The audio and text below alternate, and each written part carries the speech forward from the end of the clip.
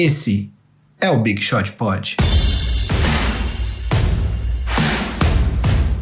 Bom dia, amigos do Big Shot Pod. Quem está falando aqui não é MM Isidoro, aqui é o Gui Pinheiro, realizando um sonho de poder proferir as famosas palavras de abertura deste programa. Hoje vamos fazer um programa um pouco diferente, na verdade eu estou gravando sozinho. O Vavo foi ao Rio de Janeiro assistir a final da Copa América e só volta na segunda noite. E o Marcel também, por conta do feriado, não poderia gravar, então nós cogitamos até tirar folga nessa semana, mas por conta de todos os acontecimentos do fim de semana, da assinatura do Kawhi Leonard com Clippers, a troca do Paul George, enfim, todas as outras assinaturas de contrato que aconteceram decorrentes dessa transação do Kawhi Leonard, a gente não poderia deixar de gravar um programa, então eu vou gravar os meus comentários sobre todos os times envolvidos, e aí na semana que vem voltamos normalmente com a formação completa do Big Shot Pod, a formação que vocês já conhecem. Antes de começar a falar, eu gostaria de falar 2 recados. O primeiro, aquele tradicional recado: se você ouve o podcast em qualquer plataforma e puder indicar para os seus amigos, a gente agradece. Se você ouve a gente no iTunes e puder deixar aquelas 5 estrelinhas de avaliação, ajuda muito na divulgação do nosso trabalho. Se você escuta a gente no YouTube, comentários e likes são sempre muito bem-vindos. A gente procura responder os comentários no YouTube também. Enfim, e se você ainda não segue a gente nas redes sociais, nós somos o @BigShotPod, tanto no Twitter quanto no Instagram. A gente é bastante ativo nas 2 redes sociais e é uma outra forma de você ter acesso ao nosso conteúdo. Fazemos conteúdos exclusivos para as 2 plataformas. Além disso, um segundo recado que eu gostaria de falar com vocês é que nós do Big Shot Pod estamos pensando num programa de assinatura ou de crowdfunding para o podcast, para que a gente possa produzir ainda mais conteúdo para vocês. Então, por enquanto, nós estamos pensando ainda nas recompensas, enfim, o que a gente vai oferecer para aqueles que colaborarem com o nosso podcast, mas a gente gostaria de escutar de vocês o que vocês acham importante para você. Se você quiser assinar o Big Shot Pod, se você quiser ajudar a gente, eu não sei se vai ser um programa de assinatura ou só um programa para ajudar a gente, o que você gostaria de ter como retorno por essa ajuda mensal que a gente ainda está discutindo na plataforma. Então, se você quer falar com a gente sobre isso, quer dar alguma sugestão, entre em contato com a gente. Você pode usar as redes sociais que eu acabei de falar, ou você pode usar também o e-mail bigshotpod@ampere.audio. Ampere é AMPERE. Você pode mandar o seu e-mail para a gente dizendo o que você gostaria de ter como retorno nesse programa de assinaturas. E aí agora vamos passar então aos comentários desse terremoto que aconteceu na NBA. Eu vou começar falando do Clippers, que foi o time que foi o vencedor de tudo isso, e depois eu vou falar obviamente do Toronto e do Lakers, que eram os outros 2 times que estavam na parada, e em último lugar eu vou falar também do Oklahoma, porque por conta da troca do Paul George, esse terremoto tem muito a ver também, tem muitas repercussões em Oklahoma. Então vamos primeiro explicar como que se deu a ida do Kawhi Leonard para o Clippers. Quem foi dormir cedo na sexta-feira acordou com essa notícia no sábado, foi o meu caso inclusive, até porque na sexta-feira, ao longo do dia, o Chris Carter, que é um ex-jogador de futebol americano que tem uma relação próxima com o Kawhi Leonard, havia anunciado no Twitter dele que o Kawhi não anunciaria a decisão dele na sexta, e aí possivelmente isso ficaria para o sábado, que traria uns desdobramentos, porque o Lakers teria que fechar a troca pelo Anthony Davis no dia 6, e se o Kawhi não anunciasse, o Lakers teria que esperar mais alguns dias para anunciar essa troca.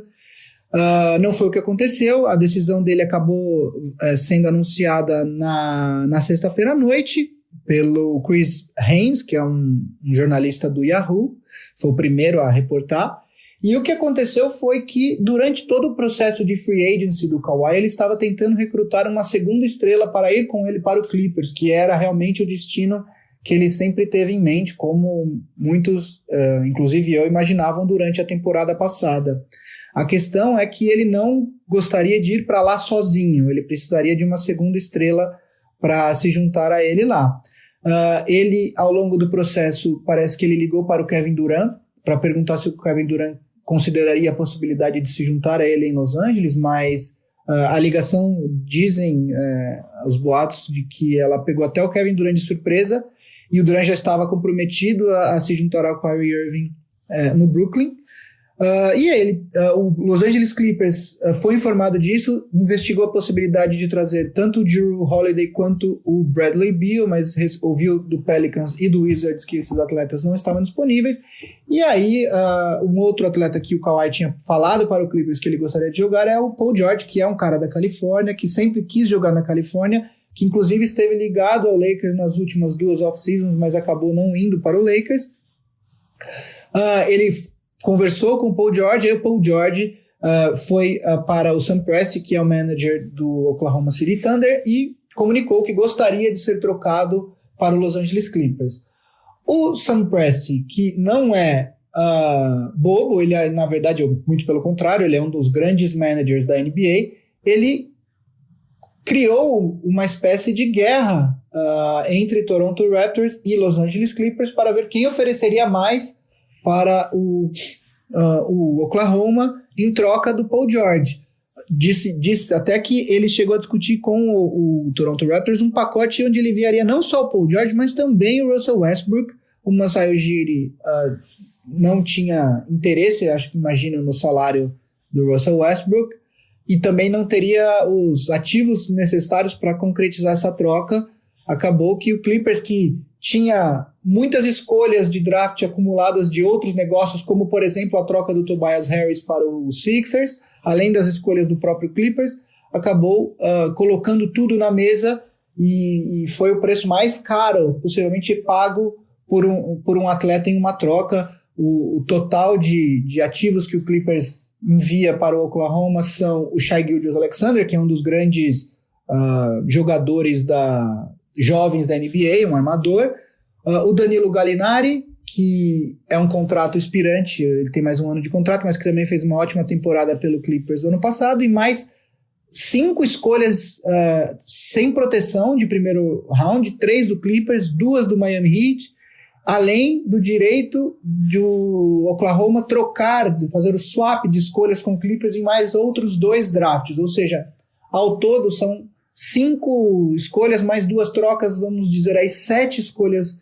de primeiro round no draft, que é um preço muito alto, mas um atenuante, acho que por o Clippers, é que a gente tem que considerar que esse preço não foi pago apenas pelo Paul George, foi pago pelo Paul George e pelo Kawhi Leonard, porque se o Clippers não faz essa troca, na reportagem do Woj diz que o Kawhi estava considerando sim a possibilidade de assinar com o Lakers, e ele tinha inclusive pedido para o Lakers segurar a troca, porque se o Clippers não concretizasse essa troca pelo Paul George, ele teria ido para o Lakers. Se isso é verdade ou não, eu não sei, mas de fato existia essa possibilidade, segundo o Woj. Realmente foi uma surpresa para todo mundo. O Clippers possivelmente monta o que eu considero hoje o elenco mais forte da NBA. A gente tem que considerar que além de Kawhi Leonard e Paul George, o Clippers ainda tem Patrick Beverley, Lou Williams, Montrezl Harrell, renovou com o Ivica Zubac, que vai ser possivelmente o pivô titular. Ele não deve ser o pivô que fecha os jogos, mas ele deve começar como titular. Tem o Jerome Robinson, que é um outro rookie da última classe, né, não é desse ano. Contratou o Rodney McGruder. E tem, enfim, o elenco do Clippers é um elenco bastante completo. Defensivamente, para mim, hoje, se você fechar os jogos com Patrick Beverley, Kawhi Leonard, Paul George, Montrezl Harrell, possivelmente estamos falando aí da melhor formação defensiva da liga. Eu acho muito difícil, vai ser muito difícil marcar pontos nesse time. Então, defensivamente, o time do Clippers é absolutamente formidável. E eu considero hoje o Clippers o favorito, pelo menos do Oeste. Eu acho que depois a gente vai falar um pouco do Lakers, vai falar um pouco mais do Oeste, mas eu acho que hoje o Clippers tem que sim ser considerado o time favorito na Conferência Oeste, por conta não só das 2 estrelas, mas por conta do resto do elenco que o Clippers tem. E além disso, o Clippers tem alguns contratos, como o do Harrell, como o do Lou Williams. Se o Clippers quiser fazer alguma troca para melhorar esse elenco aí na trade deadline, eles têm contratos interessantes para serem movidos. O Clippers não tem mais escolhas de draft, mas tem contratos interessantes. Tem o Mo Harkless também, que veio do Portland na troca que mandou o Hassan Whiteside para o Portland, o Jimmy Butler para Miami. Enfim, nessa troca de 4 times que foi fechada na semana passada, a gente já falou dela no programa passado. Então, o elenco do Clippers é um elenco muito forte, muito interessante. Acredito que seja o favorito na Conferência Oeste, pelo menos no momento, e nas casas de apostas é o favorito. Uma vitória muito grande para um time que até 6, 7 anos atrás era motivo de piada, tinha um dono racista, foi vendido para o Steve Ballmer, mudou totalmente sua cultura, um time que vem fazendo tudo certo nas beiradas, quer dizer, contratando jogadores com salários menores, mas bons jogadores, vem melhorando sua infraestrutura. O front office do Clippers possivelmente hoje é um dos mais fortes da NBA, quer dizer, com o Winger, com o Lawrence Frank, o Jerry West, que é um consultor. E aí, um parênteses, eu acho uma vergonha para o Lakers que o Jerry West não esteja no Lakers, esteja no Clippers. Eu acho que é inadmissível um cara com toda a história que ele tem para o Lakers, porque ele não só é o logo da NBA, ele é o segundo maior pontuador da franquia, do Lakers. Ele chegou em várias finais, ganhou um título, ele participou da montagem de 2 times campeões do Lakers, o Showtime, o time do Magic Johnson, e da versão com Shaq e Kobe. Ele acabou saindo do Lakers por um desentendimento com o Phil Jackson, que na época era namorado da Jeannie Buss, aí rodou pelo Memphis, foi para Golden State, sempre montando bons times. E se a Jeannie Buss tivesse feito convite para ele quando ela contratou o Magic Johnson, ele certamente teria voltado para o Lakers. Não fez, ele acabou saindo do Warriors e indo para o Clippers. Eu acho uma vergonha para a franquia do Lakers que o Jerry West esteja no time justamente do outro lado do hall, no Clippers.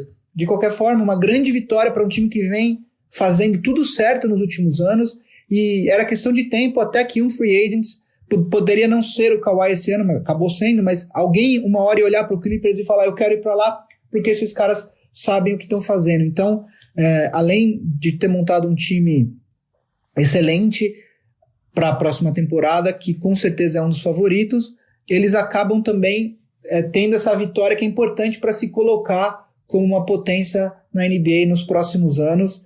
Estou muito curioso para ver como vai funcionar esse time do Clippers o ano que vem. Na defesa vai ser um inferno, no ataque eu acho que ainda tem umas questões, mas com os jogadores que eles têm lá, eles claramente têm talento suficiente para enfim, resolver todas essas diferenças de jogo e se adaptar um ao outro. Vai ser um time muito, muito forte. Eu acho realmente que é o favorito ao Oeste.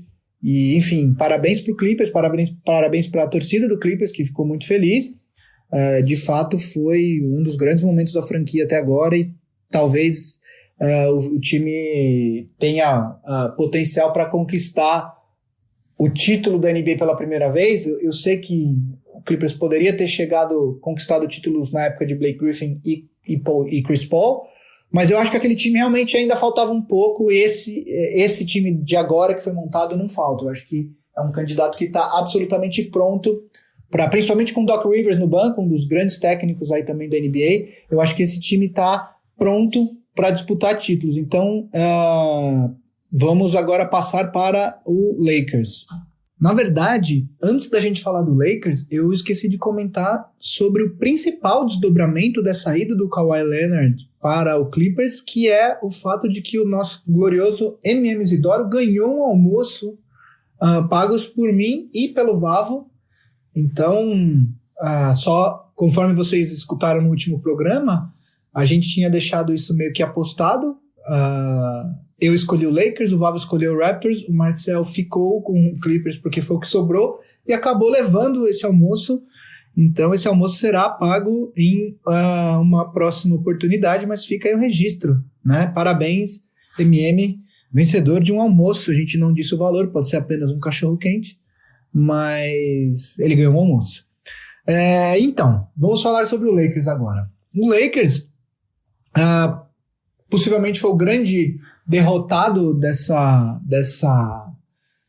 saga toda do Kawhi Leonard, porque foi o time que apostou basicamente todas as fichas da free agency dele no Kawhi Leonard, perdeu a chance. O Lakers, que tinha 32 milhões de cap aberto e poderia ter contratado uma série de jogadores muito interessantes para o time, que seria inclusive a abordagem que eu teria escolhido se dependesse de mim. Eu acho que com LeBron James e Anthony Davis o Lakers já tinha duas estrelas suficientemente boas para ser considerado um dos favoritos ao título, e se esse time fosse montado de uma forma melhor, eu acho que o Lakers seria mais favorito, poderia ter sido, mas o Lakers é um time que aposta em estrelas e que eu até entendo. O Kawhi Leonard é um jogador que vale essa aposta, embora não tivesse sido a abordagem que eu teria preferido. Eu entendo a aposta, vale a aposta, o Kawhi Leonard.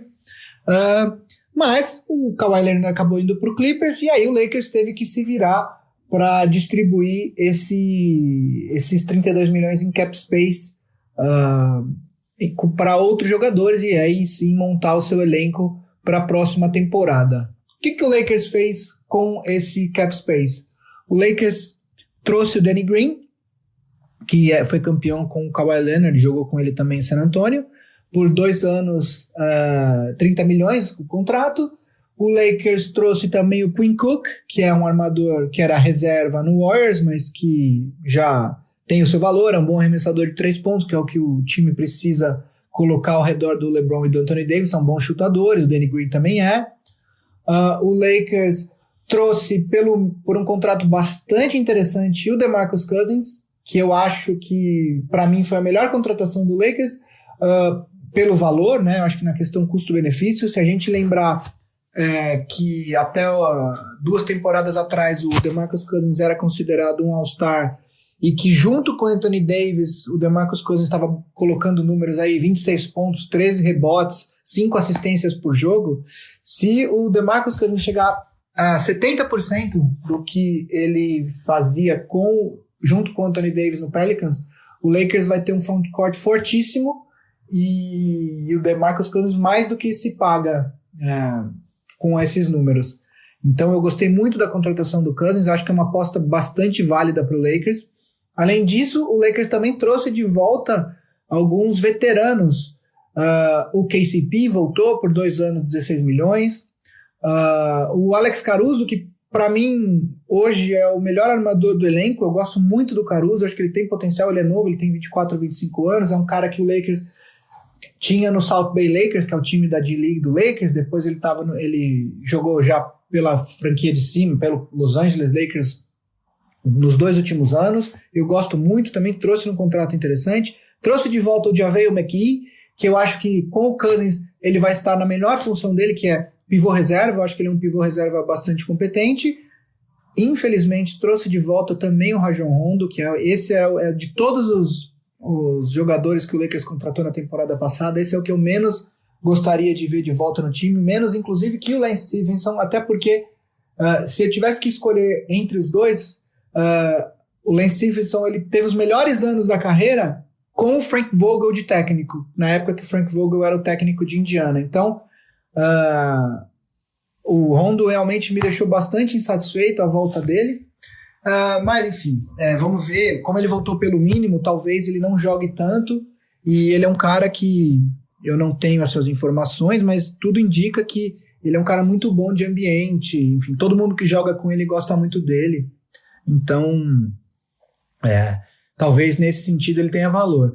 Falando em ambiente, o Lakers também trouxe o Jared Dudley do Brooklyn, que é um cara que é famoso por ser um cara ótimo de ambiente, e também é um chutador competente de 3 pontos. E também trouxe o Troy Daniels, que é um outro chutador de 3 pontos. Enfim, o Lakers fez nessa off-season o que deveria ter feito na temporada passada, que é cercar o LeBron de bons chutadores de 3 pontos. Eu acho que o Lakers, embora o Lakers tenha perdido o Kawhi Leonard e tenha perdido a oportunidade de usar esse cap space em jogadores melhores do que os que ele contratou, eu acho que o Lakers ainda conseguiu de certa forma, montar um elenco bastante interessante para a próxima temporada. Você tem jogadores que são testados em playoffs, como o Danny Green.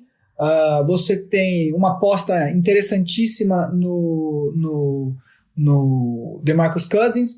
O Quinn Cook é um outro jogador com bastante experiência de playoffs pelo Warriors.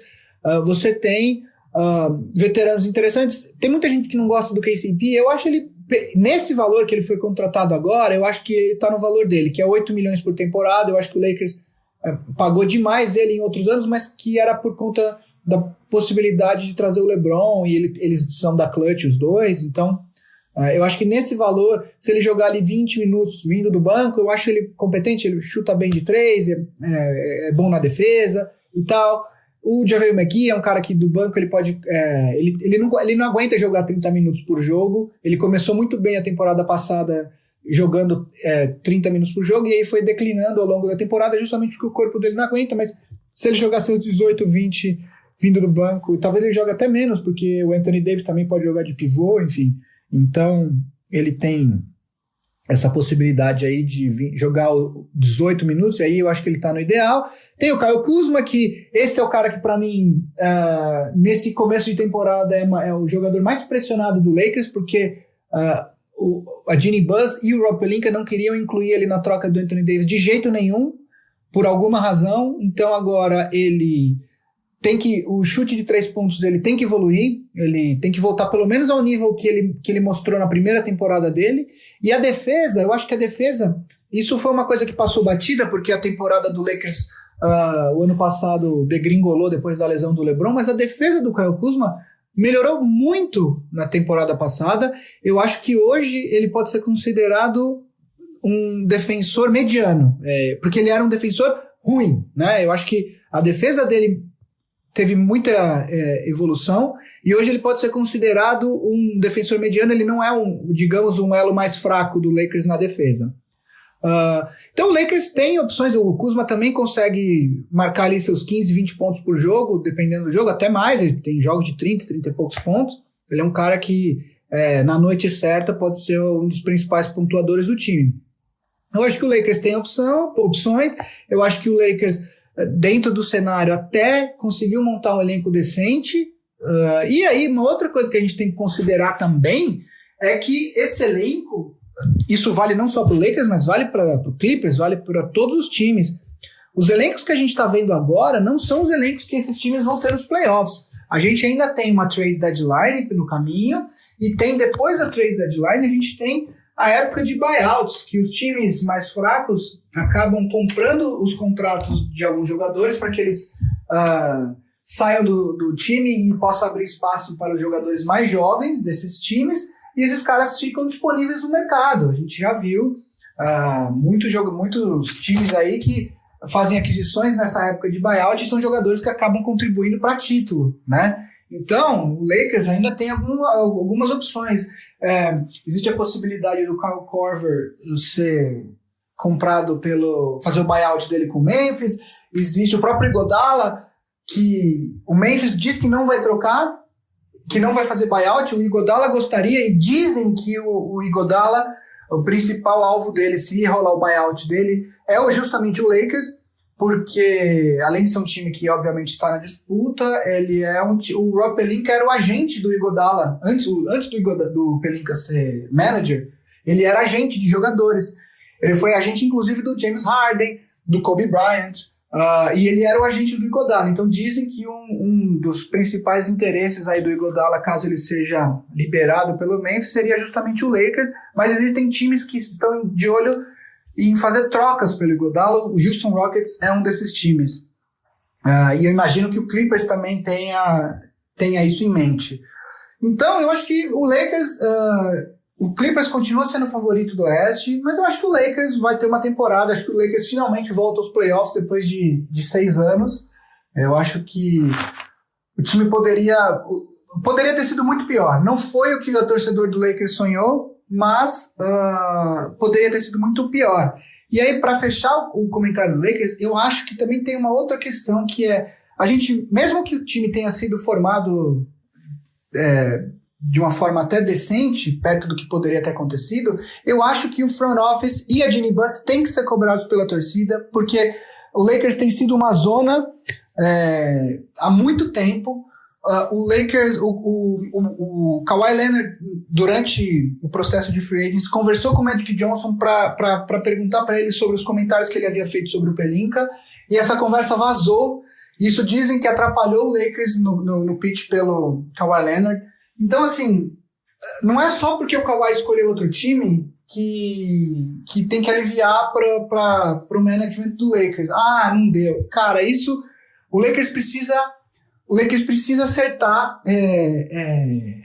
essas questões internas. O Lakers é o time que mais fatura na NBA, se eu não me engano. O Lakers poderia ter uma estrutura de front office e de profissionais, tanto de fisioterapia, médicos, etc., que deveria ser a melhor da NBA, e não é, porque a Jeannie Buss, a família Buss, não investe muito, não investe como deveria nessas áreas, né? Então, eu acho que o Lakers, mesmo que o time seja assim, ainda que o Lakers seja campeão no ano que vem, na próxima temporada, o management do Lakers e a dona do Lakers, a Jeannie Buss, a família Buss, tem que sim ser cobrados, porque eles não vêm fazendo um bom trabalho. O Lakers vive basicamente hoje da história que o Lakers tem, dos 16 títulos, dos astros que passaram pela franquia. O LeBron quis ir para lá. O LeBron poderia ter ido para o Clippers no ano passado. Se o LeBron quisesse estar em Los Angeles apenas por conta da cidade, ele poderia ter ido para o Clippers. Ele foi para o Lakers porque o Lakers ainda tem essa vantagem em cima do Clippers. O Lakers tem uma história que o Clippers não tem.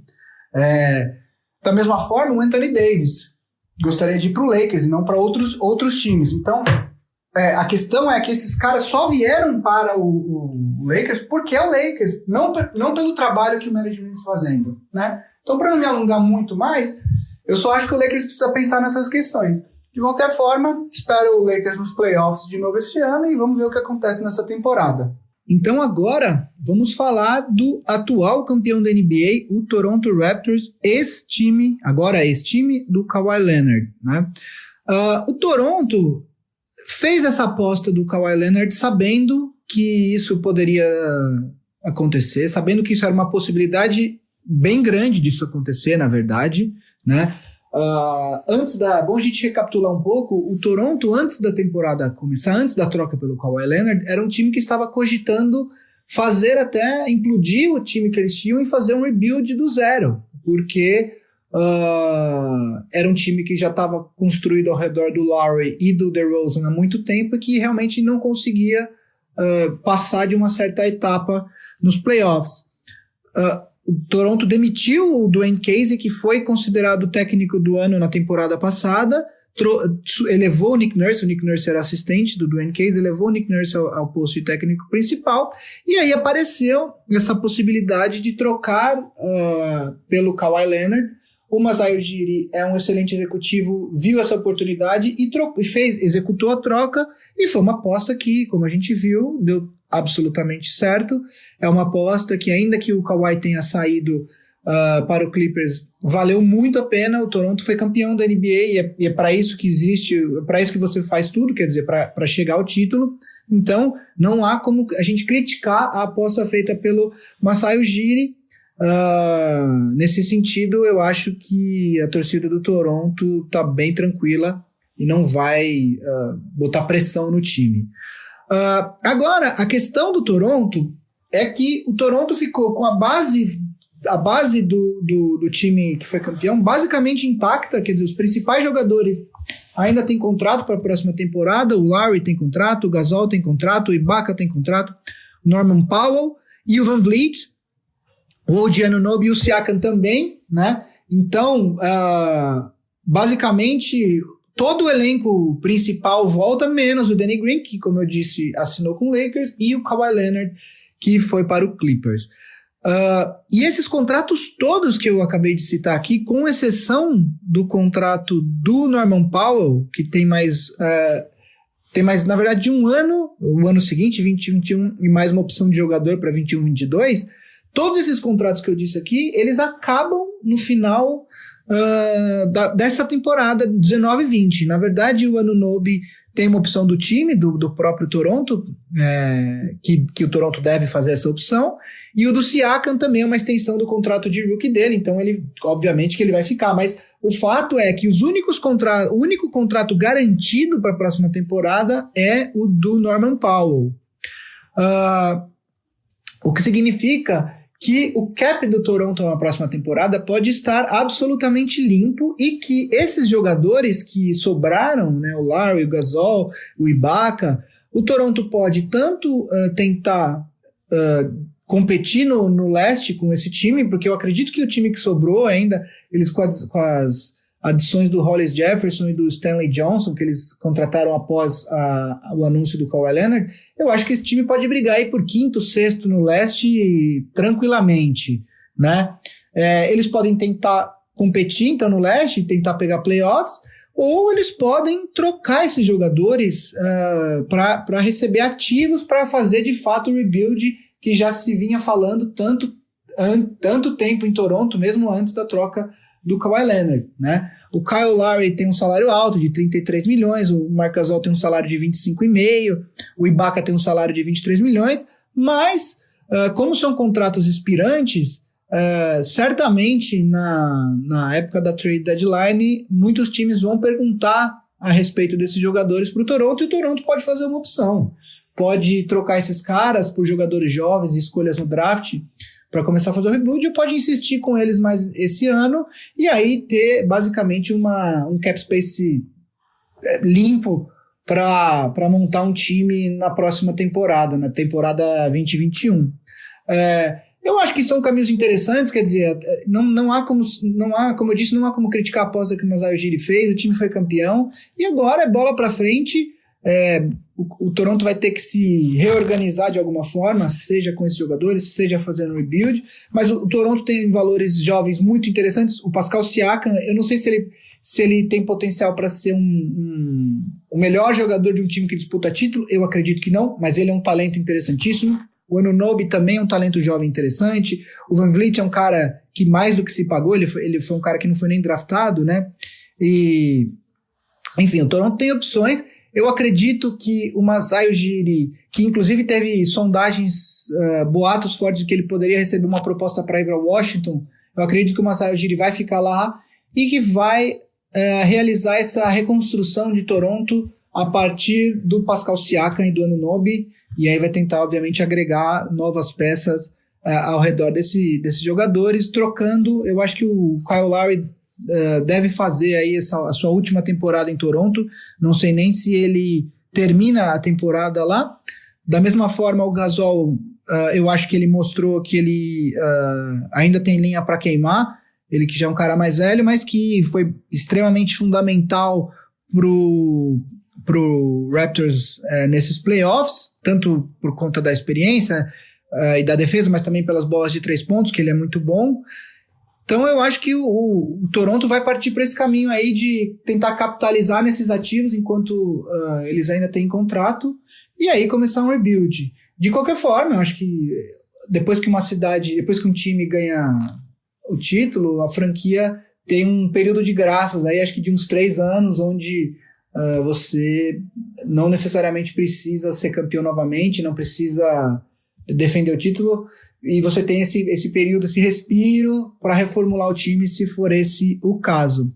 Eu acredito que o Toronto deva seguir por esse caminho. E agora, para terminar, vamos falar do quarto time que foi envolvido de forma surpreendente nessa história toda, que é o Oklahoma City Thunder, que foi quem mandou o Paul George para o Clippers e que possibilitou a assinatura do Kawhi Leonard com o time de Los Angeles. Bom, essa história pegou todo mundo de surpresa, ninguém estava nem suspeitando de que o Paul George poderia ser trocado. Paul George que foi para Oklahoma depois de ser trocado pelo Pacers, ficou lá um ano, quando todo mundo achava que ele fosse assinar com o Lakers, ele resolve assinar um contrato de 4 anos, na verdade 3 anos mais um ano com opção dele, para ficar em Oklahoma juntamente com o Russell Westbrook, e todo mundo achava que ele cumpriria pelo menos mais esses outros 2 anos de contrato garantido com o Oklahoma. Aparece a possibilidade dele ser trocado para o Clippers, e ele mesmo vai pedir para o Sam Presti para que seja trocado. Eu acho que tem algumas questões aí. A primeira delas é que hoje em dia a gente cada vez mais se depara com o fato de que a free agency não acaba nunca, né? A free agency, mesmo para jogadores com contrato, sempre você pode buscar a possibilidade de melhorar a sua situação. O Paul George tinha 2 anos de contrato, o Kawhi foi atrás dele e ele decidiu que era melhor ir para o Clippers e ele começou a buscar essa troca. Eu acho que isso é um sinal muito ruim para as franquias em mercados menos populosos dos Estados Unidos, como é o caso de Oklahoma. A gente já vive uma era em que cada vez mais os jogadores querem estar nos grandes mercados, e agora com isso, quer dizer, mesmo que uma franquia como um Oklahoma, como de repente um Charlotte, que perdeu o Kemba Walker para o Celtics, tenha um jogador desses num contrato muito longo, a qualquer momento ele pode decidir que não quer mais ficar lá e pedir trocas, etc e tal. Isso eu acho que é uma coisa que a própria NBA e algumas franquias já estão preocupados, quer dizer, existe uma preocupação, entre aspas, porque a liga nem sempre vê ou finge que não vê, sobre o tampering, né? Quer dizer, os times falarem com jogadores durante a vigência de contratos, o que pelas regras da NBA é proibido, mas a gente sabe que os jogadores se falam entre si. E aí a gente tem alguns casos já bastante célebres. O primeiro caso é o do Draymond Green com o Kevin Durant. Tudo bem que o Kevin Durant estava entrando na free agency, o contrato dele com o Oklahoma estava acabando, mas o Draymond Green foi um dos caras que fez o recrutamento do Kevin Durant para o Golden State. E agora, de novo, o Oklahoma sofrendo isso, mas dessa vez do Kawhi Leonard, fazendo o recrutamento do Paul George, que dessa vez, diferentemente do Durant, não estava na free agency, ainda tinha mais pelo menos 2 anos garantidos, mas o Sam Presti diz que preferiu fazer a troca porque toda vez que um jogador, segundo palavras dele, né, toda vez que um jogador pede para ser trocado e você não troca, você se arrepende e acaba pensando que teria sido melhor ter trocado ele. Então ele preferiu ser proativo aí, agir antes da situação azedar, ele preferiu atender ao pedido do Paul George, e obviamente que ele atendeu e conseguiu um excelente retorno pelo jogador. Agora, é uma questão que a NBA tem que pensar, né? Cada vez mais os times não têm mais nenhum controle sobre onde os jogadores vão jogar, o que eu acho correto, quer dizer, eu acho que todo mundo deveria ter o direito de escolher aonde quer trabalhar. Isso não estou falando apenas de esportes, obviamente estou partindo do pressuposto de que existe emprego para todo mundo, é claro, não vou entrar nessas questões, mas eu acho que todo mundo tem o direito de fazer o que acha melhor para si, de trabalhar onde acha melhor, onde gosta mais. Então, sob esse ponto de vista, eu realmente não tenho nada o que criticar. Agora, é uma questão que você está sujeito, a liga está sujeita à volatilidade dos jogadores. Você acorda amanhã e o jogador não quer mais estar na cidade onde ele joga, ele quer ir para outro lugar. E aí todo mundo tem que se virar. Com isso, eu acho que possivelmente no próximo negociação de CBA, a NBA vai tentar chegar no meio termo, onde os times também não fiquem tão rendidos nessa questão. A outra questão que sobra para ser discutida aqui é justamente o que vai ser do Oklahoma City Thunder e especificamente do Russell Westbrook, né? O Paul George foi trocado, dizem que o dono do Oklahoma não gostaria de pagar a Luxury Tax, então ele queria entrar embaixo do valor do cap space para não pagar essa taxa. Inicialmente a troca que ele gostaria de fazer seria o salário do Russell Westbrook, que tem um salário homérico aí pelos próximos 4 anos, mas é um salário que é difícil de ser trocado, então ele acabou abraçando a possibilidade de trocar o Paul George.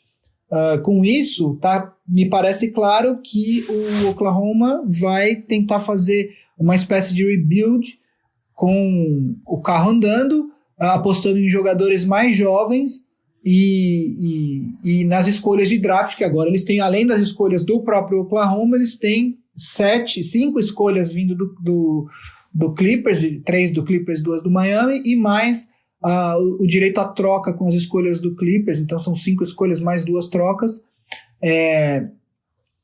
E tem também o Shai Gilgeous-Alexander, que é um jogador que tem só 1 ano de liga, ou seja, ele tem mais 3 anos no contrato dele de rookie, e aí possivelmente a extensão dele de mais 4 anos, ou seja, é um cara que vai estar em Oklahoma supostamente por mais 7 ou 8 anos. Se você começa um rebuild já com um armador, e ele é um armador mesmo, um point guard mesmo, existem maneiras piores de você começar um rebuild. Então, sob esse ponto de vista, o Oklahoma está bem. Sobre o Westbrook, eu acho que me parece claro que ele vai ser trocado, não sei se antes da próxima temporada, mas logo. A questão é achar quem estaria disposto a abraçar o salário dele, né? Qual que é o time que toparia fazer isso? Já existem algumas discussões na liga a esse respeito. Alguns nomes, alguns times que foram falados seriam o Houston Rockets, que teria interesse nele, muito possivelmente aí numa troca pelo Chris Paul, eu imagino, mas ao mesmo tempo eu não sei o que precisaria de mais tempo para analisar do ponto de vista de basquete, o que mudaria pro Rockets. Eu sei que o Russell Westbrook é um jogador absolutamente diferente do Chris Paul, mas o meu ponto é que o Rockets continuaria com 2 jogadores com salários imensos e com um elenco de apoio, o elenco de apoio sendo basicamente o mesmo. Enfim, eu acho que o Rockets, não sei se é uma troca tão simples de fazer, troca um pelo outro e tudo bem, né? O Knicks, que supostamente poderia, agora só depois do dia 15 de dezembro é a data que os times podem trocar os jogadores que eles assinaram nessa off-season. Então, o Knicks não teria cap nesse momento para fazer isso, mas ele poderia fazer uma combinação dos jogadores que o Knicks assinou nessa off-season a partir do dia 15 de dezembro e acomodar o Russell Westbrook. Eu, se eu fosse torcedor do Knicks, o Knicks, depois de falar que não ia sacrificar o cap space, ia manter a flexibilidade para daqui 2 anos, se o Knicks adquire o Russell Westbrook, já um cara com 30 anos, e cujo jogo depende muito do físico dele, então, ou seja, ele não deve envelhecer muito bem na NBA, eu ficaria bastante bravo se o Knicks adquirir um contrato que daqui 4 anos vai estar pagando 47 milhões para o Westbrook. Eu acredito que o Knicks não me parece disposto a fazer essa troca. E o terceiro time que já vem sendo bastante ventilado, e que esse sim eu acredito que seja uma possibilidade real, é o Miami Heat, que adquiriu o Jimmy Butler e que teria como mover alguns salários para acomodar, já moveu o salário do Hassan Whiteside e ainda teria alguns salários interessantes para mover e montar uma dupla aí, Jimmy Butler e Russell Westbrook. Eu acho que essa dupla traria o Miami imediatamente de volta à relevância, mas ainda estaria um pouco longe de ser um time considerado favorito ao título. Eu acho que do ponto de vista de encaixe dele com o Butler, eu acho que principalmente de personalidade, eles são 2 caras bastante obstinados, que gostam de trabalhar duro, não só nos treinos, mas nas horas vagas, e se exercitar, etc. e tal. Então, o fit de personalidade seria bastante interessante. Na quadra, eu acho que alguém teria que fazer algumas concessões, porque são 2 jogadores que gostam muito de ter a bola na mão, mas são 2 grandes jogadores e que realmente trariam o Miami de volta à relevância. Continuo achando que não seria o suficiente para disputar título. Agora, a questão é justamente os salários, né? O Miami ainda tem alguns salários que precisaria se desfazer para acomodar o Westbrook, e aí você teria basicamente durante 4 anos, porque a extensão do Westbrook, se não me engano, começa esse ano, e você teria os 4 anos de Jimmy Butler, o núcleo seria esse, o time é esse, o Heat também tem muitas escolhas de draft por aí, inclusive na mão do Oklahoma, né? Tem 2 escolhas do Oklahoma que estão na mão 2 escolhas do Miami Heat que estão na mão do Oklahoma. Então, sob esse ponto de vista, até não seria muito interessante o Oklahoma fazer esse negócio com o Miami, porque pioraria as escolhas do